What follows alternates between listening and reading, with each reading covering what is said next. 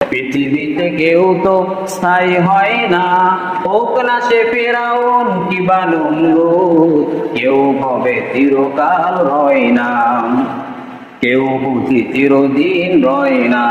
পৃথিবীতে কেউ তো স্থায়ী হয় না, হোক না সে ফেরাউন কিবা নমরুদ, কেউ হবে চিরকাল রয় না, কেউ বুঝি চিরদিন রয় না। চিৎকার করে বলেন ঠিক কিনা? এই